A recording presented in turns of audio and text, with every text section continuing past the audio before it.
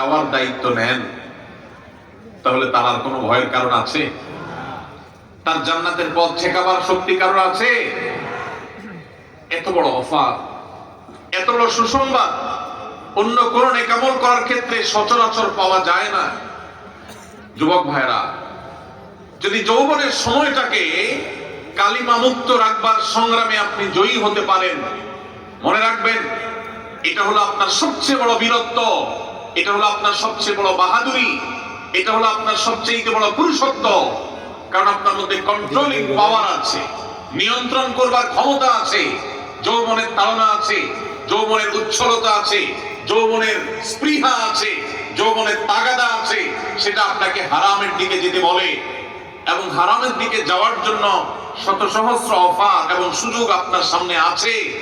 এরপরও আপনি নিজেকে যদি নিয়ন্ত্রণ করতে পারেন, নিজেকে যদি আটকে রাখতে পারেন, হারাম থেকে যদি বাঁচাতে পারেন, তাহলে মনে রাখবেন আজ এই 2025-এর যে পৃথিবী, আধুনিক পৃথিবীতে এর চাইতে বড় বীরত্ব মুসলিম তরুণের জন্য আর কোনো কিছুই হতে পারে না। মুসলিম তরুণের সবচেয়ে বড় বীরত্ব, সবচেয়ে বড় তার সংগ্রামের জায়গাটা হলো সে তার ঈমান আমলকে হেফাজত করার পাশাপাশি তার চরিত্রকে কালিমা মুক্ত রাখতে পেরেছে।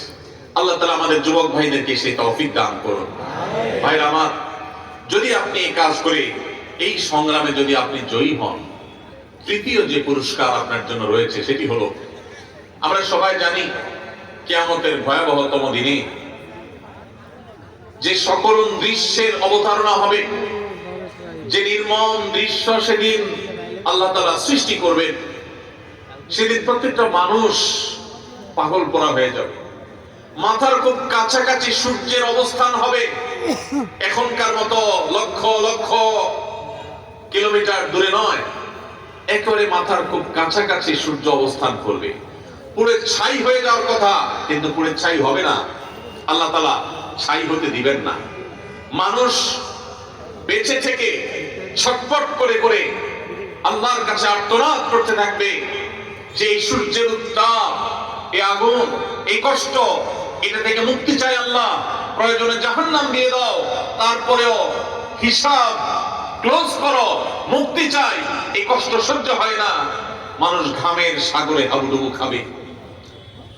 মৃত্যু আর আসবে না, মৃত্যুকে আল্লাহ তাআলা চিরতরে শেষ করে দিবেন। শুধু ভোগ, জান্নাতীদের নিয়ামত, জাহান্নামীদের শাস্তি, দুইটাই স্ব অবস্থান থেকে ভোগ করবে। এটা শেষ হবে না, মৃত্যু আর আসবে না।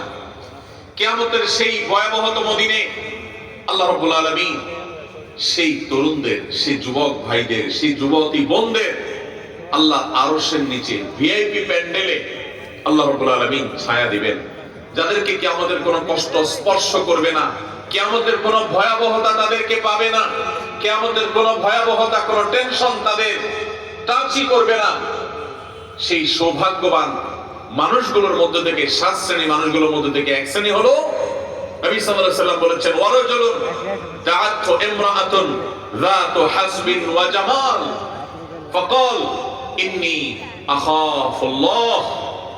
যে যুবককে কোন মেয়ে হারাম প্রেমের অফার করেছে, অবৈধ সম্পর্ক করবার জন্য বন্ধু বান্ধবরা তাকে উস্কে দিয়েছে, তার সাথে কোনো হারাম রিলেশনের প্রস্তাব এসেছে, সে সেই প্রস্তাব লোভনীয়, অভিজাত, সুন্দরী, উচ্চবংশীয়, ভালো ঘরের মেয়ে অফার করার পরও